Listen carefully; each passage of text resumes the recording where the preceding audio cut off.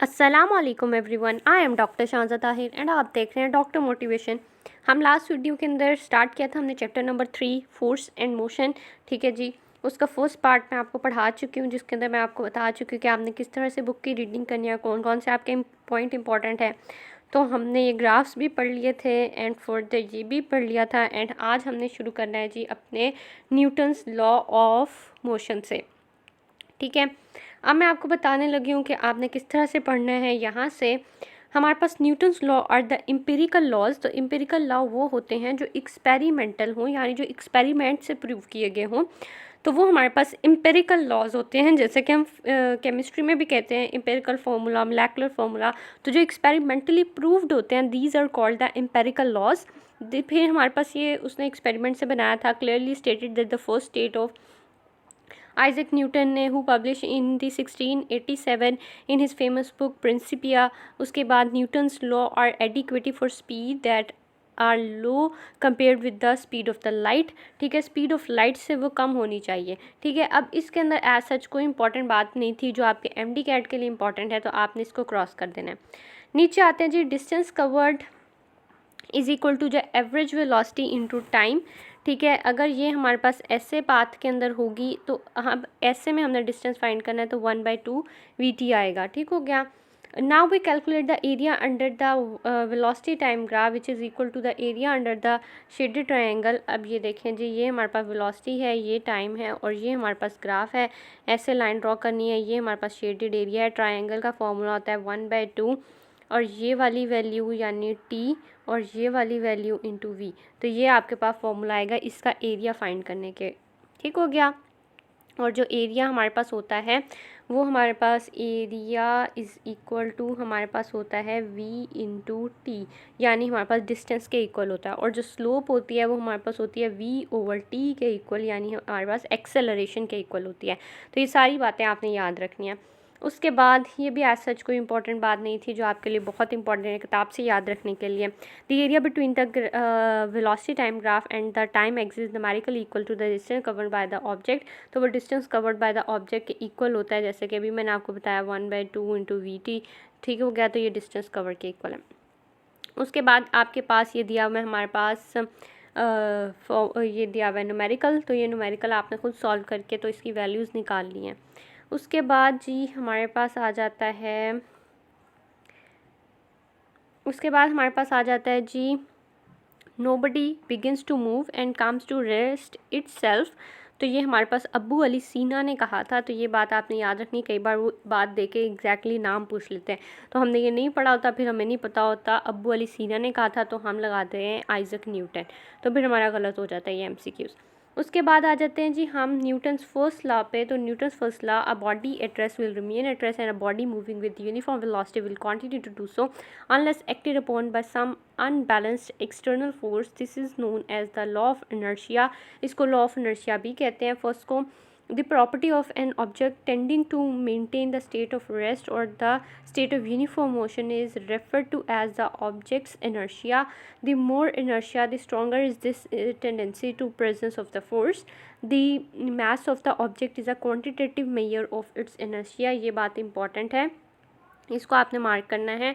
ये आपने याद रखनी है कि mass of the object is the quantitative measure of the inertia. Quantitative measure क्या होती है इनर्शिया के लिए, that is mass. The frame of reference is in the Isaac Newton first law of motion holds the initial frame of reference a frame of reference stationed on the earth is approximately an inertial frame of reference। अब उसने first law के अंदर क्या कहा, उसने कहा एक body move करी है तो मूव करती रहेगी, अगर वो रेस्ट में है तो रेस्ट में रहेगी जब तक हम उस पर कोई एक्सटर्नल फोर्स नहीं लगाते। ठीक है, तो अगर वो मोशन में रहे या रेस्ट में रहे तो इट इज़ द इनर्शिया। और एक फ्रेम ऑफ रेफरेंस क्या है कि अगर हम एक रूम ले लेते हैं और हम कहते हैं कि उसके अंदर एक बॉल है, वो उसको हमने फोर्स लगाई है, मूव कर रही है, तो ये फ्रेम ऑफ रेफरेंस हमने लिया है। जो रूम है वो एक फ्रेम ऑफ रेफरेंस है।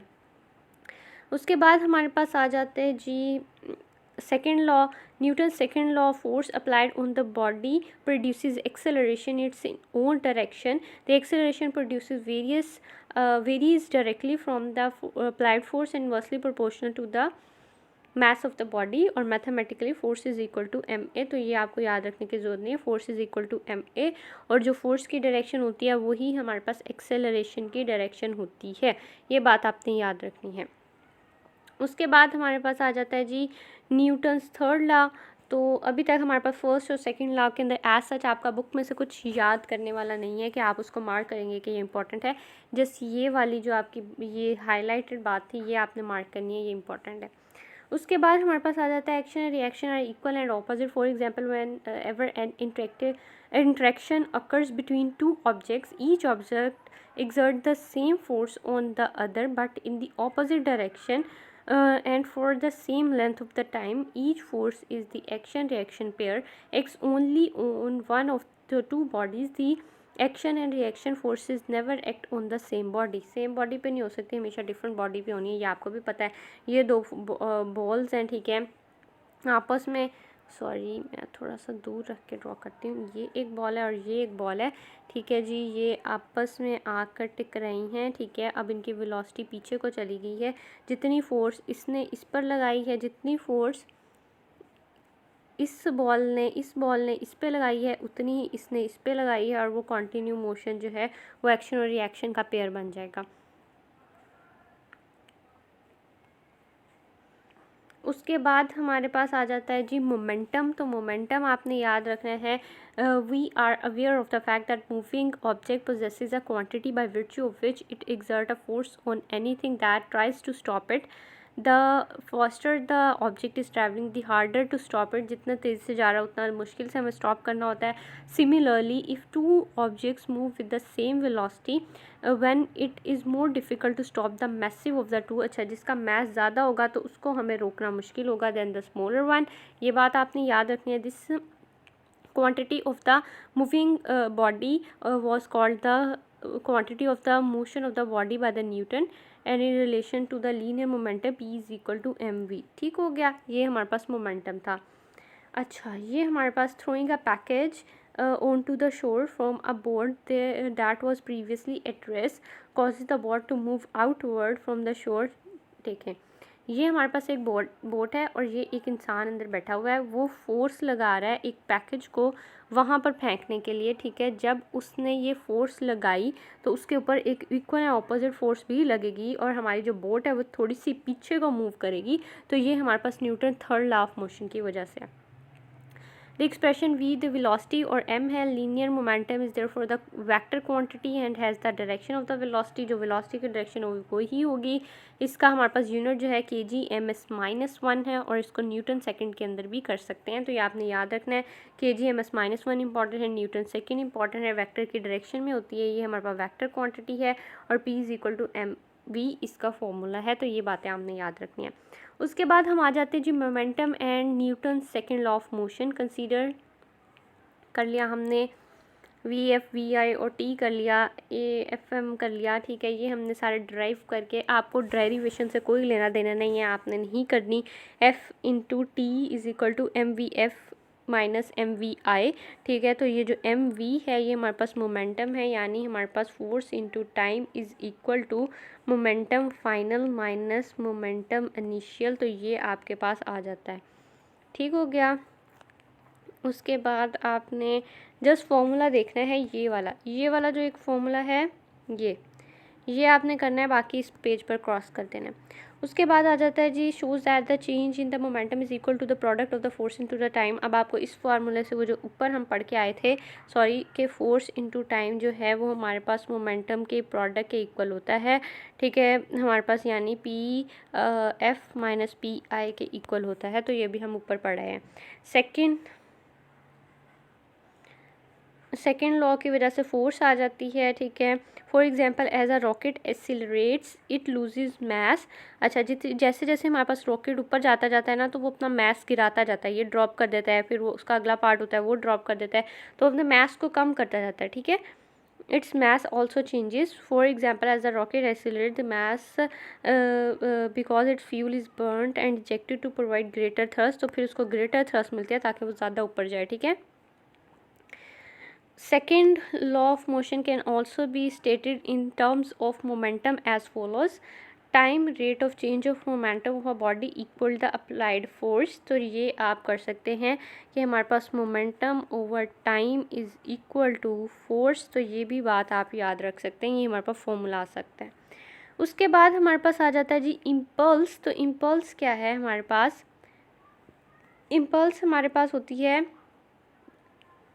sometimes we wish to apply the concept of momentum to the cases where the applied force is not constant.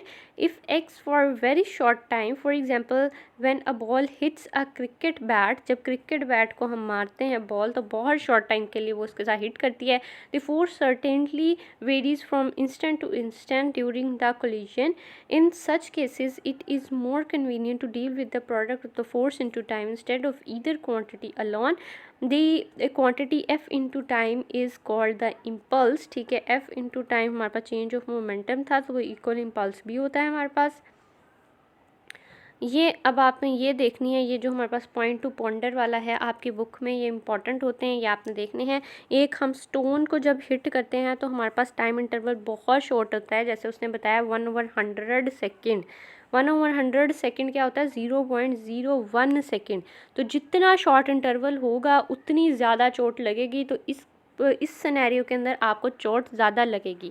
इस सिनेरियो के अंदर जब आप फुटबॉल को किक कर रहे हैं तो तब आपका टाइम है जी 1/10 यानी इज इक्वल टू 0.1 सेकेंड।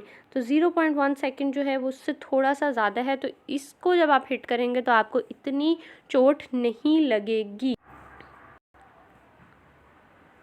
उसके बाद हमारे पास आ जाता है जी आपका ये एक न्यूमेरिकल है। ये न्यूमेरिकल आपने सॉल्व करना है, खुद ज़रूर करना है। कई बार आपके एग्जाम्पल का न्यूमेरिकल ही आपके एमकेट में आ जाते हैं तो आपने इनको ज़रूर देखना है। फिर हमारे पास आ गया लॉ ऑफ कंजर्वेटिव मोमेंटम। ठीक है जी, let us consider an isolated system. It is a system on which no external agency exerts any force. For example, the molecule of the gas enclosed in a glass vessel at constant temperature constitute an isolated system.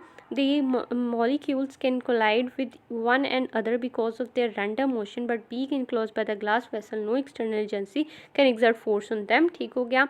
Consider an isolated system of two smooth hard interacting balls. ठीक है, law of conservation of momentum के अंदर उसने एक ये example दी हुई है कि एक हमारे पास सिलेंडर है, उसके अंदर गैस मॉलिक्यूल्स है। ठीक है, वो आपस में कोलाइड कर रहे हैं तो उनकी चेंज हो रही है, लेकिन उस सिस्टम पर कोई एक्सटर्नल फोर्स नहीं लग रही तो उनका कुछ चेंज मोमेंटम चेंज नहीं होता। ये law of conservation of momentum है।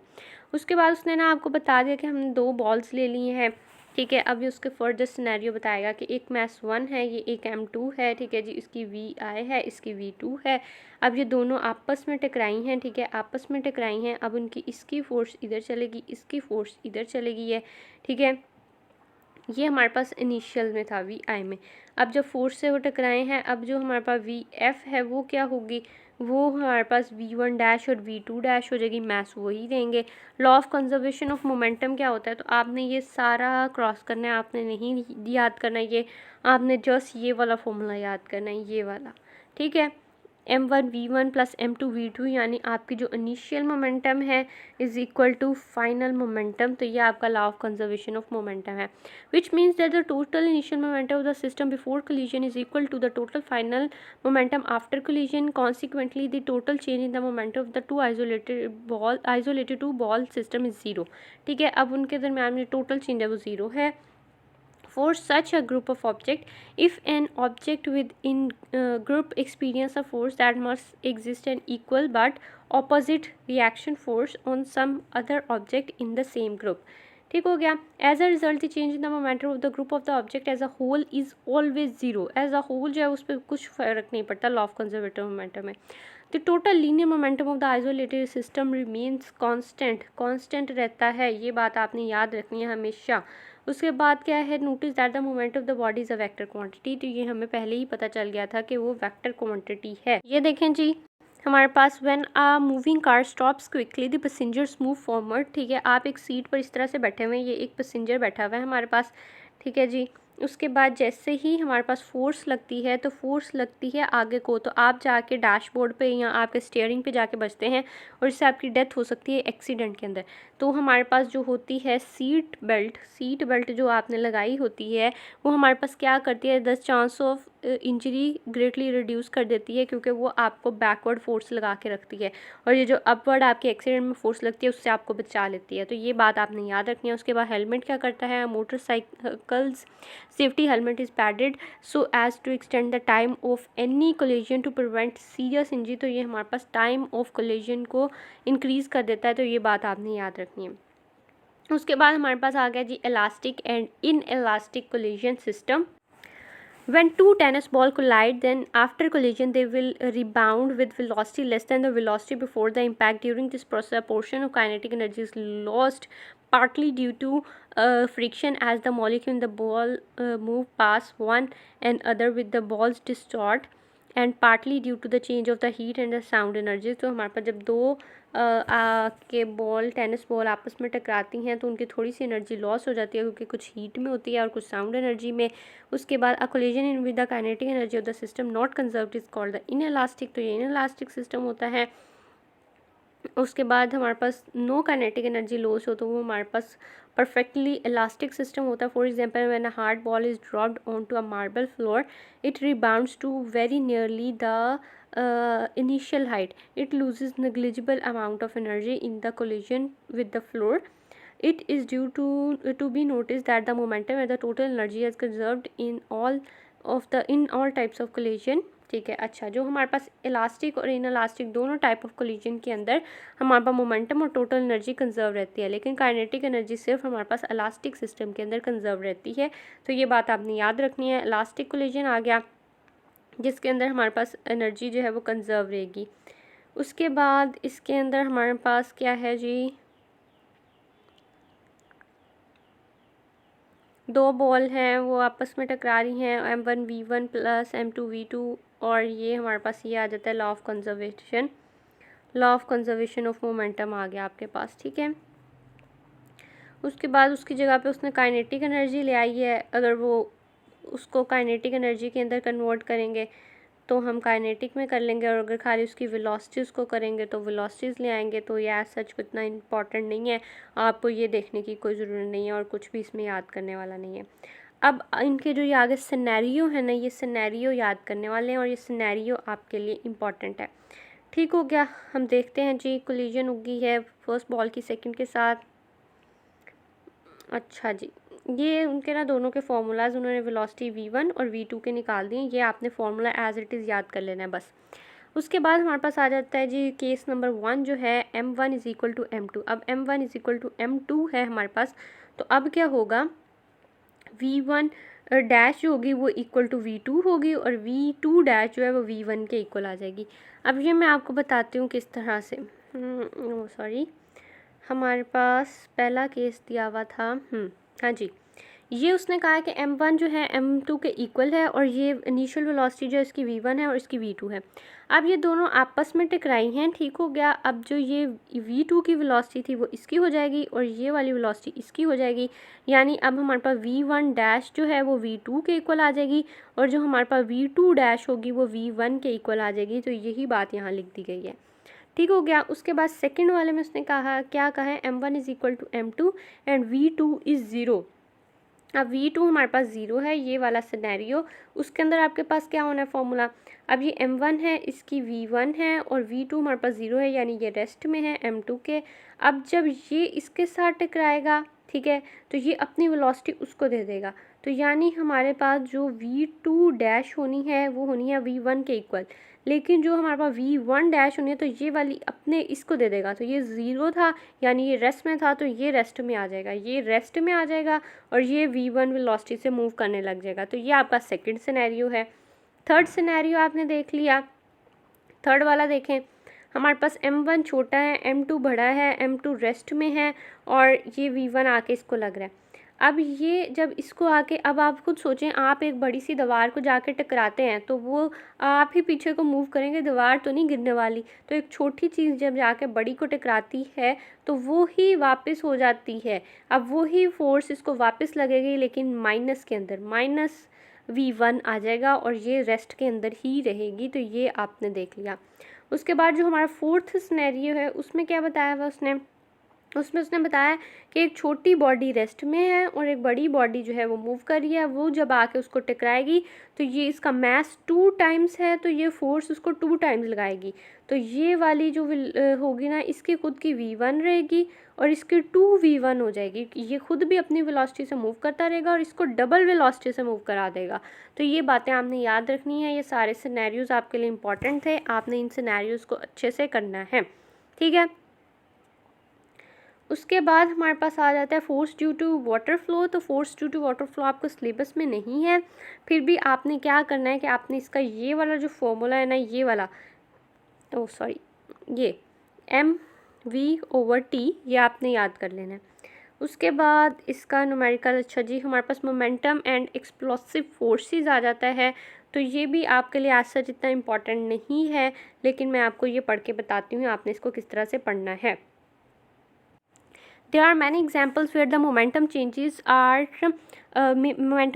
produced by explosive forces within an isolated system. For example, a shell explodes in the mid of the air. Its fragment fell off in different direction. The total momentum of all its fragment equal to the initial momentum of the shell.